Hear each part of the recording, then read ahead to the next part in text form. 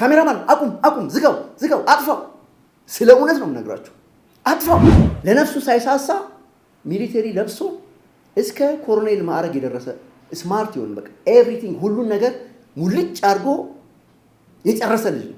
የሽግግር መንግስት መመስረት ይቀላል፣ ምርጫ በስነ ስርዓት መጥቶ ተመዝግቦ መወዳደርና ማሸነፍ ይቀላል። አንድ ክፍል 4x4 የሆነች ክፍል ውስጥ ቁጭ ብላችሁ የሽግግር መንግስት ጀዋር የሽግግር መንግስት እንመስርት፣ አንዳርጋቸው የሽግግር መንግስት ለንደን አካባቢ ያለውን እንግሊዝ አካባቢ ያለውን አሰባስብ ምናምን በቃ ትጮሃላችሁ እንጂ የሚቀየር ነገር የለም። በቃ እና አብይ ከፈለጉ እኛን በየቀኑ ይሰሩ እንደፈለጉ ያርጉ። በቃ ከነልደቱ ጋር አብሬ ሰርቻለሁ። በደንብ ነው ማቃቸው። አንድ ነገር ልንገራችሁ፣ የልደቱን የመጨረሻዋን ማለት ነው። የመጨረሻ እኔና ልደቱ የተለያየንበትን ነጥብ ልንገራችሁ። ፓርላማ ላይ ዞሮ እኮ ወራዳ ብሏል መለስ ዜናዊ። መጪውን ዘመን መጪውን የደስታችን ዘመን የኢትዮጵያን የከፍታ ዘመን እየተመለከትን እየገሰገሰን ነው። በቃ ይሄ ነው። ልትጮህ ትችላለህ፣ ልታንኮራፋ ትችላለህ ከፈለክ ተኝተህ። ምንም የሚቀየር ነገር አንዳንዱ ፀጉሬን አልቆረጥም እያለ ነው። አሜሪካ ነገር ነው ፀጉሬን አልቆረጥም አብይ ካልወረደ። የኢትዮጵያ ሕዝብ ልክ እንደ ተከታታይ ፊልም መች ነው ፓርላማ እያለ የሚጠብቅበት ሁኔታ ነው ያለው። እናንተ እዛው ናችሁ። የሽግግር መንግስት እስር ነው፣ ሌላ አይረሽንም። ፓርላማ ውስጥ እስር እንኳን የሚፈሩ ሰዎች ክብራቸውን በአደባባይ የኢትዮጵያ ሕዝብ እያየ የሁሉ ሚሊዮን ሕዝብ በቴሌቪዥን እያየ ወራዳ የሚለውን ነገር ጎንበስ ብሎ የተቀበለ ሰውዬ ነው። አይደብራችሁም እንዴ እናንተ? ምንድን ነው ቆይ ወይስ ምናችሁን ነው የሚያመው? ጀዋር የሚጽፋቸው ነገሮች የሆርሙዝ ሰርጥን የሚያስከፍት ወይም ለእኛ ለኢትዮጵያውያን በልዩ ሁኔታ ቤንዚን በየቤታችን እያመጣ የሚያከፋፍለን ነገር አድርጎ ይስለዋል። አያችሁ፣ በጣም ከፍተኛ የሆነ ቅዠት ላይ ነው ያሉት። በያላችሁበት የተሟላ ሰላምና ጤና እመኝላችኋለሁ። በላይ መንገሻ ነኝ ከአዲስ አበባ ኢትዮጵያ። አዲስ አበባ ልማቱም ሰላሙም እንደቀጠለ ነው። ከአዲስ አበባ ባሻገር በተለይ አውሮፓና አሜሪካ ላላችሁ ጽንፈኞች አስረግጠን የምንነግራችሁ ነገር ማለት ነው፣ እናንተ የምታስቡት ነገር ኢትዮጵያ ውስጥ የለም። በቃ የለም። 100% የፈረሰ ነው የእናንተ ሐሳብና ዓላማ። በየክልል ከተሞች፣ በዞን ከተሞች፣ በወረዳ ከተሞች፣ ገጠር ድረስ የልማት ፕሮጀክቶች እጅግ በሚገርም ሁኔታ እየተካሄዱ ነው የሚገኙት። በቃ በየጫካው ያለ አማጺ በየዕለቱ የሰላም አማራጭን ተጠቅሞ እየመጣ ነው የሚገኘው። በአጠቃላይ የሻዕቢያ ተላላኪዎች፣ የወያኔ ተላላኪዎች ማለት ነው እዚች ሀገር ላይ እናንተ የምትቀይሩት ለውጥ በፍጹም የለም። ዝንተ ዓለም አይኖርም። ምክንያቱም ከናንተ የተሻለ ከናንተ 100 እጥፍ የሚበልጥ ድንቅ የሆነ ትውልድ እዚህ ሀገር ላይ አለ። ያላረጀ ያልዛገ ትውልድ እዚህ ሀገር ላይ አለ። ስለዚህ በጣም ደስተኛ ሆነን መጪውን ዘመን መጪውን የደስታችን ዘመን የኢትዮጵያን የከፍታ ዘመን እየተመለከትን እየገሰገሰን ነው። በቃ ይሄ ነው። ልትጮህ ትችላለህ፣ ልታንኮራፋ ትችላለህ ከፈለክ ተኝተህ። ምንም የሚቀየር ነገር የለም። 4 ነጥብ። ክቡራትና ክቡራን እንግዲህ ሰሞኑን የሽግግር መንግስት የሚል ከበሮ የተደለቀ ነው። እነ ልደቱ የሽግግር መንግስት ይወዳሉ። የሽግግር መንግስት በጣም ይወዱታል። የሽግግር መንግስት የሚባለውን ነገር እዚች ሀገር ላይ የሽግግር መንግስት የሚባል ነገር ዘበት ነው። ዘበት በቃ ህልም ነው። የዛሬ 5 ዓመት ካሁን በኋላ መንግስት የለም፣ ከጥቅምት በኋላ ነው ከመስከረም ምናምን በኋላ እኛም መንግስት ነን፣ እኛም ከአብይ እኩል ነን ስትሉ ነበር አይደል? ይሄው 5 ዓመት ሙሉ እንዲህ አሽከርክሮት የእናንተን ፖለቲካና ጢባጢቤ ተጫውቶበት ዛሬም ቤተ መንግስት ነው ያለው ጠቅላይ ሚኒስትሩ። ምንም ማድረግ አንችልም። 5 ዓመት ማለት ነው መንግስት የለም ካላችሁ በኋላ አብቹ 5 ዓመት አንዴ ማሌዥያ፣ አንዴ ኢንዶኔዥያ፣ አንዴ ኡዝቤኪስታን፣ አንዴ ታጂኪስታን፣ አንዴ አቡዳቢ፣ አንዴ ፓሪስ፣ አንዴ ሞስኮ፣ አንዴ ዓለምን እየዞረ ነው። እናንተ ግን እዛችሁ አንድ ክፍል ውስጥ ማለት ነው አንድ ክፍል 4x4 የሆነች ክፍል ውስጥ ቁጭ ብላችሁ የሽግግር መንግስት ጀዋር የሽግግር መንግስት እንመስርት፣ አንዳርጋቸው የሽግግር መንግስት ለንደን አካባቢ ያለውን እንግሊዝ አካባቢ ያለውን አሰባስብ ምናምን። በቃ የቢሊዮን ዶላር ፕሮጀክቶች ያጸድቃል፣ አፕሩቭ ያደርጋል። አብቹ ቢሮ ገብቶ ጠዋት የቢሊዮን ዶላር አይታችኋል። በቃ ምን እዚህ ሀገር የተከናወኑ ያሉ ፕሮጀክቶችን እኔ ጠርቼ አልጨርስም፣ ፈረንጆቹ ይነግሯቸዋል። ይሄው ቱሪስት በቱሪስት ነው ሀገሩ ጠቅላላ። በቃ የቱሪስት አይነት እየጎረፈ ነው ከአዲስ አበባ ጀምሮ። ስለዚህ ልደቱ የመጨረሻ በቃ የሽግግር መንግስት አባዜ አለባቸው። የሽግግር መንግስት መመስረት ይቀላል፣ ምርጫ በስነ ስርዓት መጥቶ ተመዝግቦ መወዳደርና ማሸነፍ ይቀላል። በቃ እነዚህ ይሄ ቡድን ማለት ነው። እውነቴን ነው የምነግራችሁ፣ ዜጎች እንዲሞቱ፣ ዜጎች እንዲፈናቀሉ፣ ለነሱ ብሎ ህዝብ ወጥቶ ሰልፍ እንዲሞት ምናምን ነው የሚፈልጉት። ለእናንተ ብሎ የሚሞት ካሁን በኋላ ኢትዮጵያዊ የለም። የምንሞት ከሆነ እኛ የምንሞተው ለኢትዮጵያ ብለን ነው የምንሞተው። ኢትዮጵያ ደግሞ ለምትፈልጋቸው፣ ኢትዮጵያ ግድ ያስፈልጋታል ብለን ለምናስባቸው ለኢትዮጵያ ትላልቅ ፕሮጀክቶች፣ ለኢትዮጵያ ሉዓላዊነት ነው የምንሰዋው። ከፈለጋችሁ የኢትዮጵያ ህዝብ ጠቅላላ አብዛኛው ኢትዮጵያ ህዝብ ይሄ የምናገረውን ነገር ይጋራል፣ አትጠራጠሩ። እንደው በምድር ላይ ማለት ነው ኢትዮጵያዊ ቢጠፋ፣ የተማረ ኢትዮጵያዊ ቢጠፋ ማለት ነው፣ ፕሮፌሰር ባይኖር፣ ዶክተር ባይኖር፣ ኢንጂነር ባይኖር፣ መምህር ባይኖር፣ የኢትዮጵያ ገበሬዎች ፊደል ሃሁ ያልቆጠሩት እነሱ እቺን ሀገር ይመራሉ፣ እናንተ አትመሩ። የኢትዮጵያ ገበሬዎች፣ አርሶ አደር አባቶቻችንና አያቶቻችን ይቺን ሀገር በደንብ አድርገው ያስተዳድራሉ፣ ከእናንተ በሚሊዮን እጥፍ ማለት ነው። እዚህ እኮ 4 ኪሎ እኮ ያለው ጀግና ከጫት ቤት እኮ የመጣ አይደለም። ዝም ብለህ የሽግግር መንግስት ስትለው የሚደነብር እንደዚህ ስትለው በቃ በየቀኑ እየፈራ ምናምን ለድርድር እናንተን እየጋበዘ ምናምን እንዳልሆነ በደንብ ታውቁታላችሁ። በጣም ጠንካራ የሆነ መንግስት እንዳለ ታውቃላችሁ። በዛ ላይ ይህንን ብልጽግና ፓርቲ ሊቀመንበር የሀገሪቱ ጠቅላይ ሚኒስትር እናንተ በየግሮሰሪው እና በየዱለት ቤቱ በየክትፎ ቤቱ የዞራችሁ አንዴ ክትፎ፣ አንዴ ቅቅል፣ አንዴ ዱለት፣ አንዴ ክትፎ፣ አንዴ ጥሬ በምታማርጡ ጊዜ እኮ ይሄ ልጅ ለኢትዮጵያ ሲል በልጅነቱ የልጅነት ህይወቱን የወጣትነት እድሜውን ለነፍሱ ሳይሳሳ ሚሊተሪ ለብሶ እስከ ኮሎኔል ማዕረግ የደረሰ ስማርት ይሆን በቃ ኤቭሪቲንግ ሁሉን ነገር ሙልጭ አድርጎ የጨረሰ ልጅ ነው። አብቹ እኮ ከሻይ ቤት አለ የሚመጣው፣ ወይም እንደዚህ ዝም ብሎ ይሄ የፖለቲካ ፓርቲ የተባለ ስንት ኪሎ ግራም ጥሬ ስጋ ይሰጣቸው ፐርዳይም እየተባለ ያደገ ልጅ አይደለም አብይ አህመድ። ሁሉን ነገር ሙልጭ አድርጎ ጨርሶ ነው እዚህ ጋር የመጣው።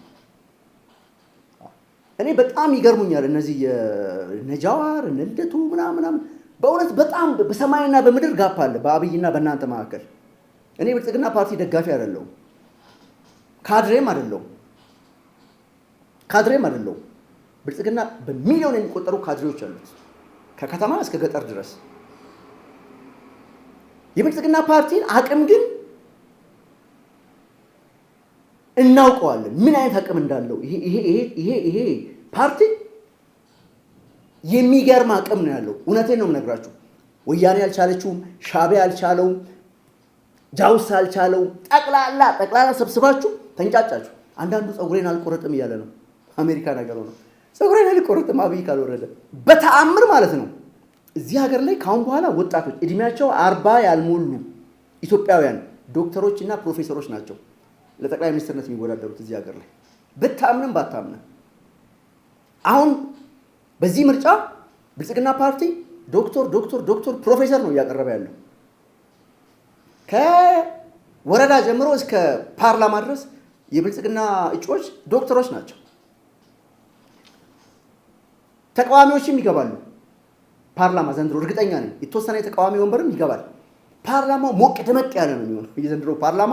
አሁን መስከረም ላይ የሚጀመረው ፓርላማ ሞቅ ደመቅ ሸብረቅ ያለ ልክ እንደ የኢትዮጵያ ሕዝብ ልክ እንደ ተከታታይ ፊልም መች ነው ፓርላማ እያለ የሚጠብቅበት ሁኔታ ነው ያለው። እናንተ እዛው ናችሁ። የሽግግር መንግስት አንድ ክፍል ውስጥ ቁጭ ብለህ ማለት ነው፣ አንድ ጠባብ ክፍል ውስጥ አሜሪካን ሀገር እየኖራችሁ በጠበበ ሐሳብ ይሄን ትልቅ ሀገር መምራት አይከብዳችሁም?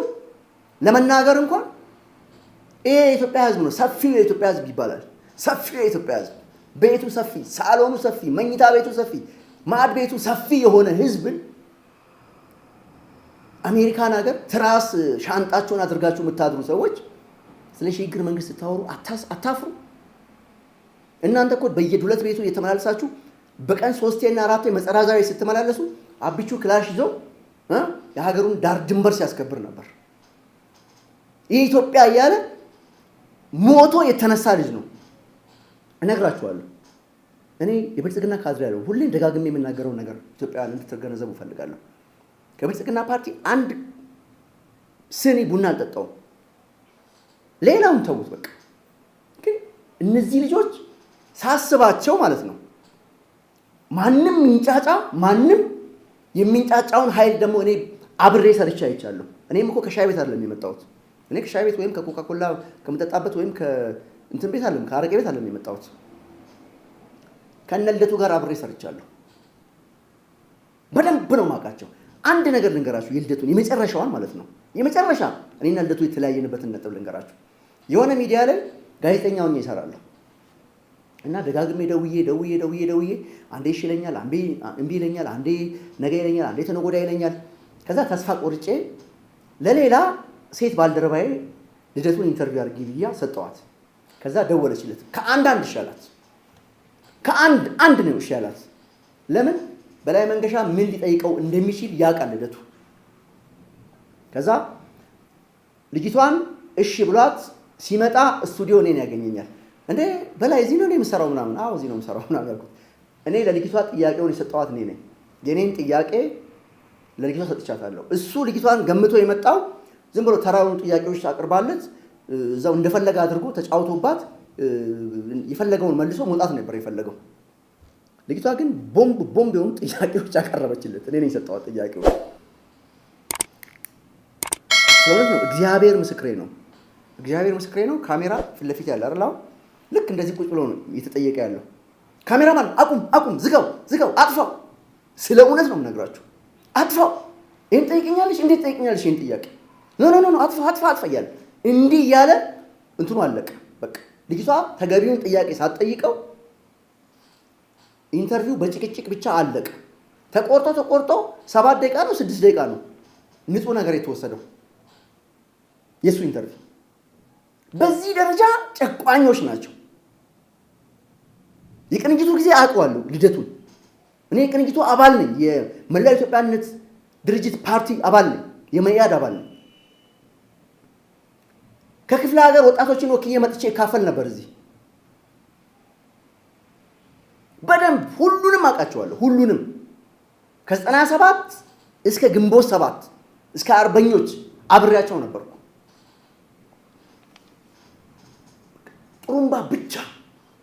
ጥሩምባ ብቻ እርስ በርስ የማይስማሙ ሰዎች ናቸው። እርስ በርስ የማይግባቡ ሰዎች። ስለዚህ እኛ አለን። በቃ እኛ እስካለን ድረስ እዚህ ሀገር ሽግግር መንግስት የሚባል ነገር የለም።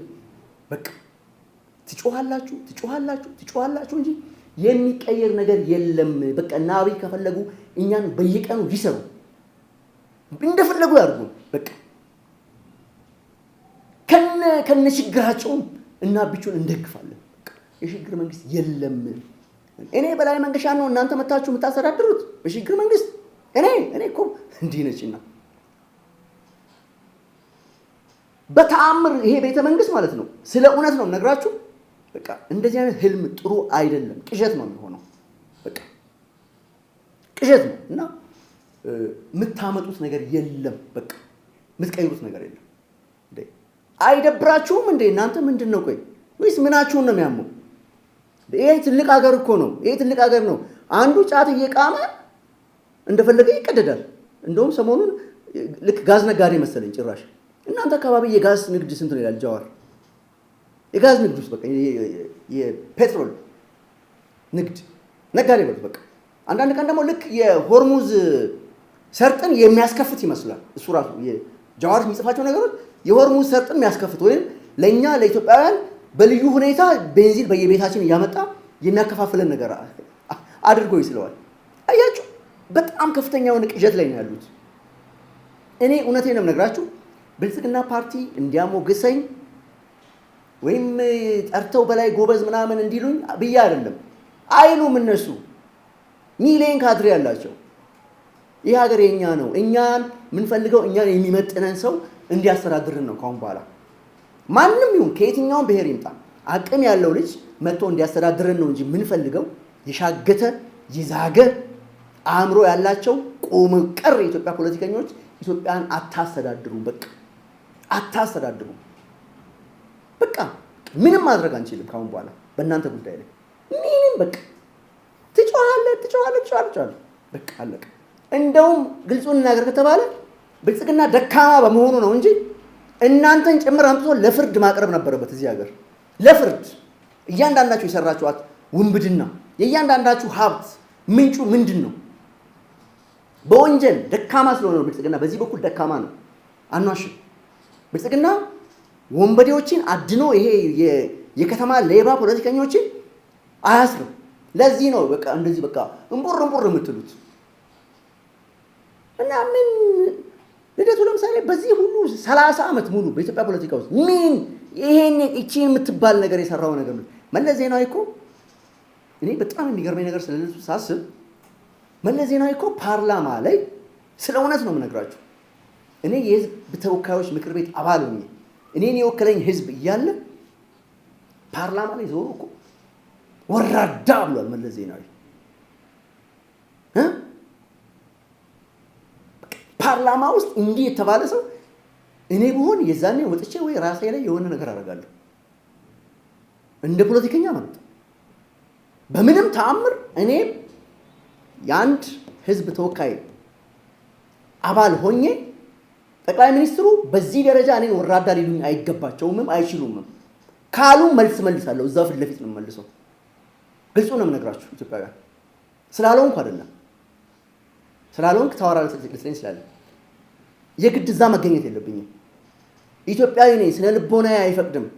የሀገሪቱ ጠቅላይ ሚኒስትር እኔን ፓርላማ ላይ ወራዳ ሊሉኝ አይችሉም። ካሉኝም መልስ መመለስ እችላለሁ። በቃ ሰው ነኝ አይደል እንዴ? ምንድን ነው በቃ በጣም በዛ ከተባለ እኮ መታሰር ነው። ጠቅላይ ሚኒስትር መለስ ዜናዊ እንደዛ ባሉ ሰዓት እሱም ተናግሮ እርሶም እንደዚህ ኖት ማለት ይችል ነበረ።